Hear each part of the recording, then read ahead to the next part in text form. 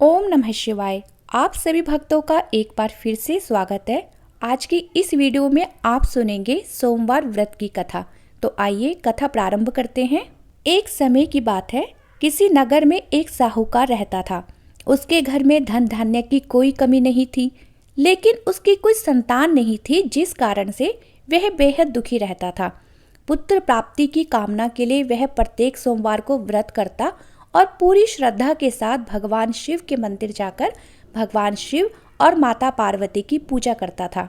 उसकी भक्ति देखकर एक दिन माँ पार्वती प्रसन्न हो गई और भगवान शिव से उस साहूकार की मनोकामना पूर्ण करने का आग्रह किया। माँ पार्वती की इच्छा सुनकर भगवान शिव ने कहा कि हे पार्वती, इस संसार में हर प्राणी को उसके कर्मों का फल मिलता है और जिसके भाग्य में जो हो उसे भोगना ही पड़ता है। लेकिन माता पार्वती ने साहूकार की भक्ति का मान रखने के लिए भगवान शिव से उसकी मनोकामना पूर्ण करने का बार बार आग्रह किया।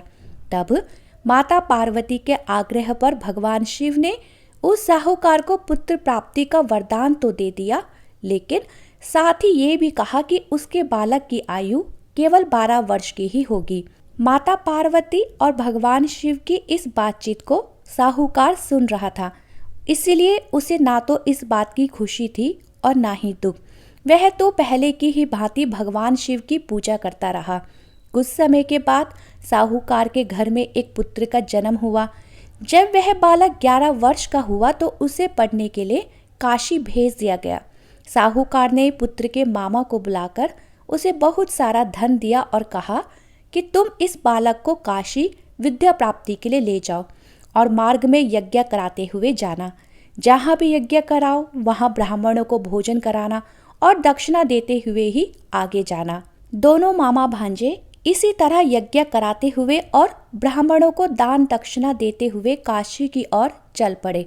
चलते चलते रास्ते में रात में एक नगर आया, जहाँ उस नगर की राजा की कन्या का विवाह था। लेकिन जिस राजकुमार से उस कन्या का विवाह होने वाला था वह एक आंख से काना था। राजकुमार के पिता ने अपने पुत्र के काना होने की बात को छुपाने के लिए एक चाल सोची। साहूकार के पुत्र को देखकर उसके मन में विचार आया कि क्यों ना इस लड़के को दूल्हा बनाकर राजकुमारी से विवाह करा दूं और विवाह के बाद इसको बहुत सा धन देकर विदा कर दूंगा और राजकुमारी को अपने नगर ले जाऊंगा। तब साहूकार के पुत्र को दूल्हे के वस्त्र पहनाकर राजकुमारी से विवाह करा दिया गया। लेकिन साहूकार का पुत्र ईमानदार था, उसे यह बात सही नहीं लगी। उसने अवसर पाते ही राजकुमारी की चुन्नी के पल्ले पर लिख दिया कि तुम्हारा विवाह तो मेरे साथ हुआ है, लेकिन जिस राजकुमार के संग तुम्हें भेजा जाएगा वह एक आंख से काना है। मैं तो काशी विद्या प्राप्ति के लिए जा रहा हूँ।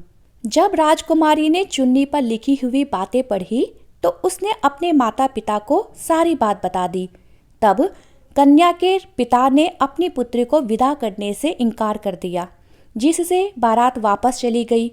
दूसरी ओर साहूकार का लड़का और उसका मामा काशी पहुंचे और वहां जाकर उन्होंने यज्ञ किया। जिस दिन लड़के की आयु 12 वर्ष की हुई उस दिन भी यज्ञ रखा गया। यज्ञ के बीच में ही लड़के ने अपने मामा से कहा कि मेरी तबीयत कुछ ठीक नहीं है। तब मामा ने लड़के को अंदर जाकर सो जाने को कहा। भगवान शिव के वरदान के अनुसार ही कुछ देर में उस बालक के प्राण निकल गए। मृत भांजे को देखकर उसके मामा ने विलाप शुरू किया। संयोगवश उसी समय भगवान शिव और माता पार्वती भी उधर से गुजर रहे थे। तब भगवान शिव के वरदान के अनुसार कुछ ही देर में उस बालक के प्राण निकल गए। मृत भांजे को देख उसके मामा ने विलाप शुरू कर दिया। संयोगवश उसी समय भगवान शिव और माता पार्वती भी उधर से गुजर रहे थे।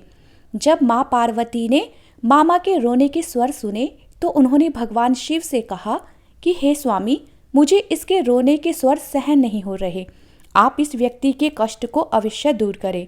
जब भगवान शिव ने मृत बालक के समीप जाकर देखा तो वह बोले कि यह तो उसी साहूकार का पुत्र है जिसे मैंने 12 वर्ष की आयु का वरदान दिया।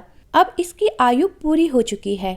लेकिन मातृभाव से विभोर माता पार्वती ने कहा कि हे महादेव, आप इस बालक को और आयु देने की कृपा करें, अन्यथा इसके वियोग में इसके माता पिता भी तड़प तड़प कर मर जाएंगे। तब माता पार्वती के आग्रह पर भगवान शिव ने उस लड़के को जीवित होने का वरदान दिया।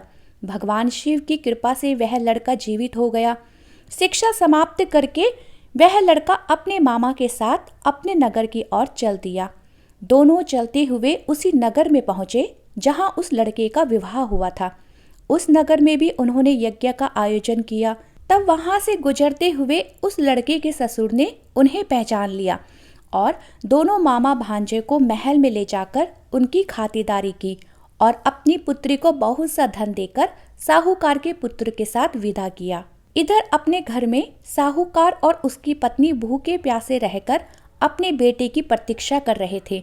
उन्होंने प्रण कर रखा था कि यदि उन्हें अपने बेटे की मृत्यु का समाचार मिला तो वह भी प्राण त्याग देंगे, परंतु अपने बेटे के जीवित होने का समाचार पाकर वह दोनों बेहद प्रसन्न हुए।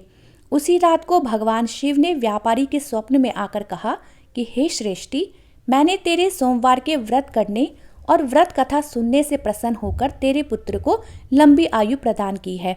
इसी प्रकार जो कोई सोमवार का व्रत करता है, व्रत कथा सुनता या पढ़ता है, उसके सभी दुख दूर होते हैं और उनकी समस्त मनोकामनाएं पूर्ण होती है। बोलो भगवान भोलेनाथ की जय। कथा समाप्त। भक्तों, अगर आपको मेरी वीडियो पसंद आई हो तो वीडियो को लाइक, शेयर और चैनल को सब्सक्राइब करना ना भूलें।